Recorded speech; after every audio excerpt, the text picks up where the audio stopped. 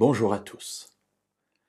Hier, l'apôtre Paul, au travers de sa lettre qu'il écrit à Timothée, sa deuxième lettre au chapitre 3 et au verset 1, nous a avertis sur les difficultés des derniers temps, c'est-à-dire des moments qui précèdent le retour du Messie, le retour de Jésus. Temps particulièrement difficiles. Voyons la description qu'il en fait, si vous le voulez bien, en lisant les versets 2 à 4.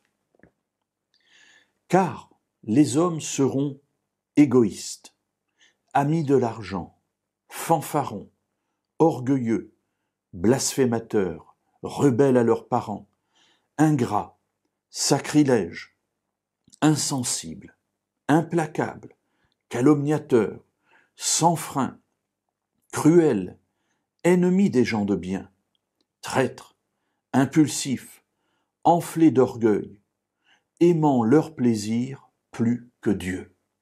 Waouh! Quelle liste, mes amis! Le problème, c'est que quand je la lis et quand j'y réfléchis, eh bien, je me dis qu'il n'a pas tout à fait tort. Lorsque nous regardons le monde qui nous entoure, il est effectivement en train d'aimer, d'une manière générale, j'entends, plus le plaisir que Dieu.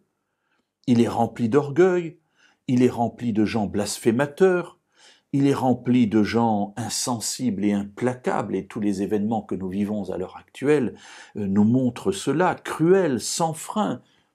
Je me dis toujours, mais comment peut-on être capable de tuer quelqu'un, de le torturer, de l'amener à de telles souffrances en étant un être humain? Alors oui, je reconnais dans la description que Paul fait de mon temps ou des derniers temps, eh bien qu'il y a là quelque chose qui y ressemble. Les derniers jours sont des temps difficiles, dit-il, très difficiles, et effectivement, il n'y a pas un endroit dans le monde qui échappe à ce que nous traversons à l'heure actuelle. Mes amis, savoir cela peut produire en nous deux choses, soit la tristesse et le découragement, soit au contraire un apaisement, sachant que Dieu maîtrise toutes choses et que s'il a été capable de le prédire, c'est qu'il est capable d'y répondre.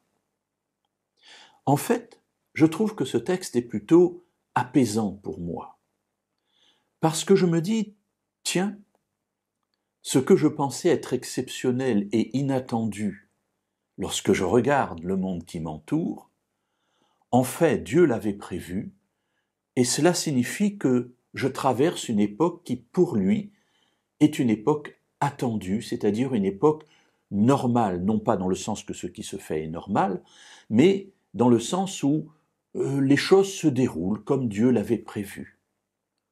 Cela m'apaise parce qu'ainsi je mets ma confiance en Dieu et je m'attends à lui pour ce qui suivra.